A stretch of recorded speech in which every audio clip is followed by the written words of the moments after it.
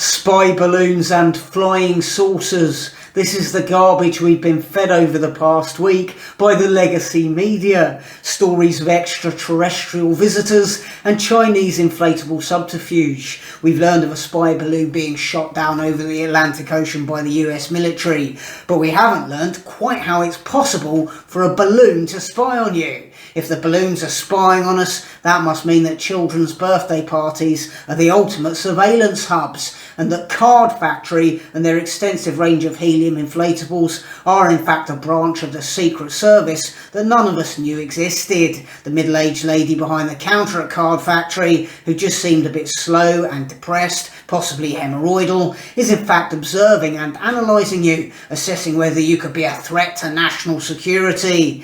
In addition to these balloons, apparently hexagonal flying discs have been spotted by US forces, and military generals are refusing to rule out the possibility that it could be aliens. If it is aliens, then they've timed their visit incredibly badly, with civilization having more or less hit rock bottom, much of the world in moral, spiritual, economic and social decline. The aliens are seeing us at our absolute worst. I wouldn't be surprised if they cut their visit short, went home and decided not to visit us again for another 1,000 years until we've progressed and advanced a bit, or otherwise just gone extinct.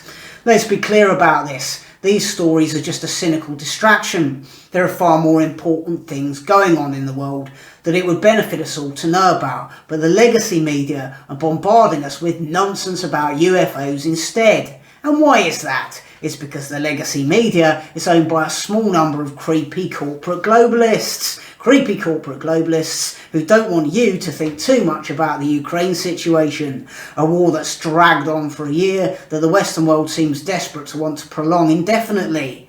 Why are Western countries involving themselves in Ukraine just enough to keep the conflict going, but unresolved? Because those creepy corporate globalists are making a ton of money out of the situation. Huge amounts of money are pouring into Ukraine to support their military efforts, and that money is going back out of Ukraine in exchange for military support and equipment from organisations owned by creepy corporate globalists. All the money is trickling back to them.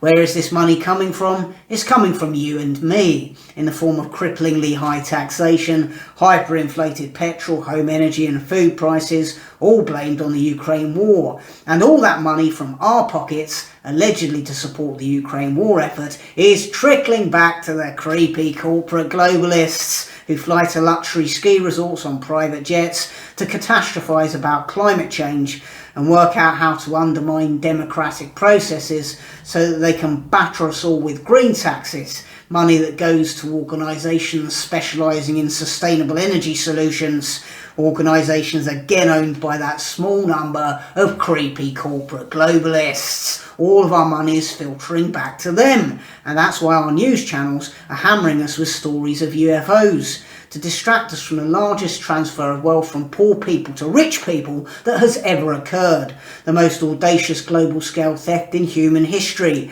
Our media is owned by criminals, our government's manipulated by criminals, and all of our tax money landing in the offshore bank accounts of criminals. Criminals so rich and powerful as to be above international law.